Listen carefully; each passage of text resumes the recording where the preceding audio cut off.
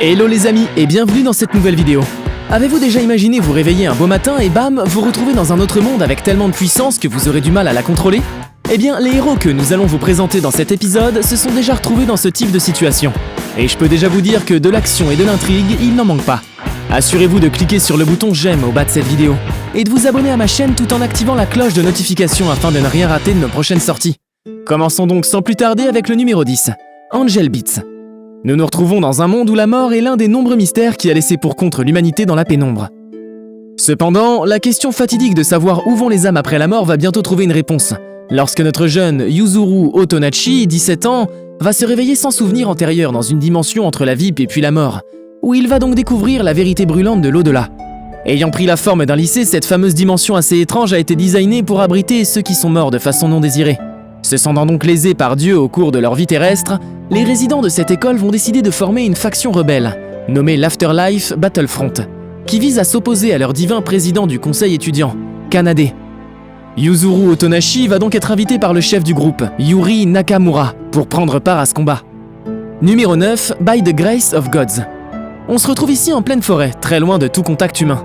C'est dans cette forêt que nous allons retrouver notre cher Ryuma Tegebayashi, qui est un enfant. Son passe-temps préféré, il aime bien garder divers types de boues et les considère comme des animaux de compagnie. Malgré son très jeune âge, il a un physique des plus costauds et une très belle compatibilité avec la magie. Tout cela est rendu possible en fait grâce à toutes les difficultés de la vie que ce dernier a endurées dans sa vie passée. Pour ce fait, Trois Dieux lui accordent une seconde chance de poursuivre son objectif et de profiter pleinement de la vie. Après 3 ans de solitude confortable pour notre jeune Ryuma, ce dernier fait donc la rencontre de personnes qui changeront à tout jamais sa vie actuelle.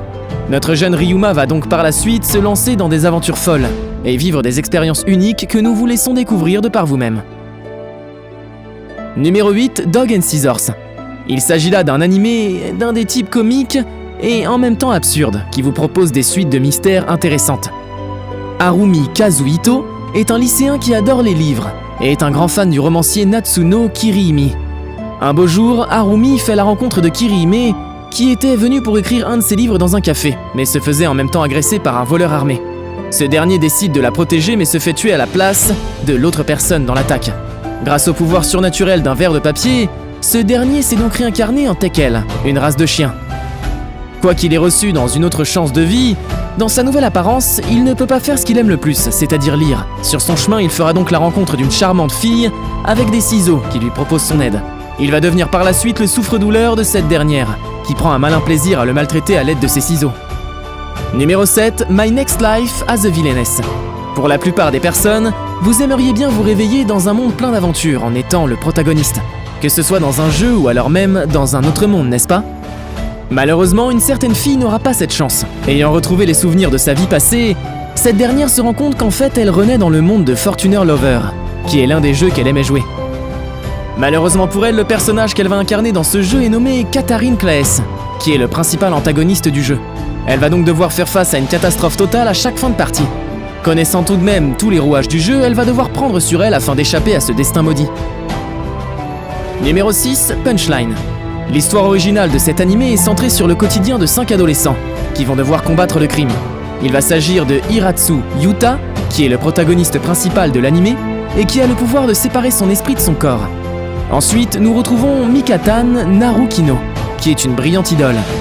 Lovra Shishibu, qui quant à elle est une styliste qui a le pouvoir de prédire le futur. Ito Ikioatani, qui lui est un grand joueur des jeux en ligne. Et enfin Maika Tayatsu, qui est un inventeur de génie et amoureuse de son grand-père. Un beau jour, alors que notre cher Yuta décide de prendre le bus, il va être pris en otage par un groupe de terroristes. Après donc plusieurs événements, Yuta s'évanouit et va se réveiller aux côtés d'un chat qui a la possibilité de parler.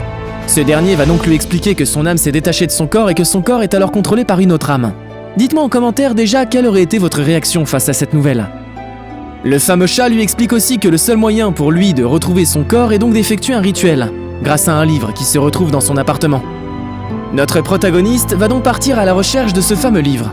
C'est à partir de là que tout devient bizarre. En poursuivant sa quête, Yuta, voyant juste 2 culottes de filles, s'évanouit. À son réveil, le chat lui explique que s'il est trop excité, alors une météorite viendra détruire toute la Terre et l'espèce humaine avec.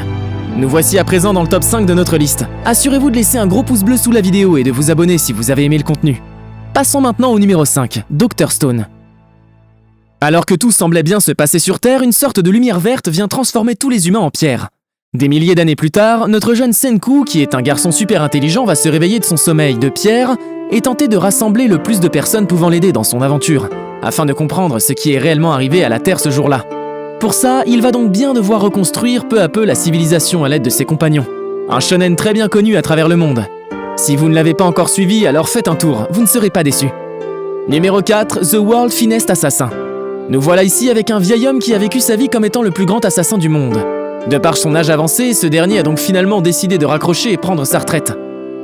Alors qu'un jour il décide de voyager, l'avion dans lequel il se trouvait a été saboté, et même ses compétences en tant que meilleur assassin n'ont pas pu le sauver.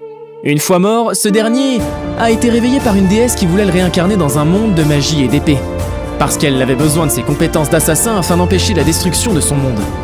Le vieil homme mort et réveillé par la déesse accepta donc le deal et se réveilla en tant que Lug Tuatha. Et il décide en ce moment-là de vivre pleinement sa vie en tant qu'être humain et non comme un vulgaire outil. Numéro 3, Recreator. Nous nous retrouvons dans un monde où les humains ont eu à concevoir d'innombrables mondes. Suivons ici le quotidien de Suta Mizoshino, qui est un lycéen aspirant à être un tel créateur tout en écrivant et en illustrant son propre roman. Un beau jour, alors qu'il regardait un animé pour trouver de l'inspiration, il se fait brièvement transporter dans une scène de combat sauvage. Lorsqu'il retourne alors dans un monde réel, il se rend compte que quelque chose ne va pas.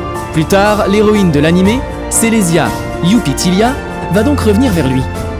Avant longtemps, d'autres personnages fictifs apparaissent dans le monde, portant les espoirs et les cicatrices de leur maison. Un chevalier princier, une fille magique, un bagarreur impitoyable et bien d'autres envahissent désormais les rues du Japon. Cependant, la plus mystérieuse est une femme en tenue militaire complète surnommée Gupoku no Imejimi, qui en sait bien plus qu'elle ne le devrait sur le monde des créateurs. Malgré cela, personne ne connaît son vrai nom ni le monde d'où elle vient. Numéro 2. Nobunaga Concerto. Saburo Nobunaga est un jeune lycéen qui déteste l'école.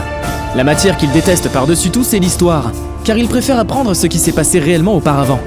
Un jour, en rentrant chez lui après les cours, il tombe du haut d'un mur sur lequel il était en train de marcher. Et bam, nous voilà au XVIe siècle. Par le pur des hasards, il va faire la rencontre de Oda Nobunaga, en personne, qui est un seigneur de guerre des temps anciens et qui lui demande de prendre sa place un moment. Comme notre jeune Saburo ne sait pas trop comment retourner à son époque, il décide donc de retracer la vie du célèbre Oda Nobunaga pour s'aider. Numéro 1, High School Prodigies Have It Easy Even in Another World. Alors qu'ils jouissaient d'une renommée internationale pour leur talent impressionnant, 7 lycéens, suite à un accident d'avion, se retrouvent dans un monde médiéval fantastique nommé Freyjagard. Ne comprenant donc pas ce qui leur est réellement arrivé, nos 7 lycéens décident de se servir de leurs talents respectifs afin de s'en sortir. Par la même occasion, ils vont relever des défis dans ce nouveau monde, tout en se livrant à des combats intellectuels et physiques hors du commun.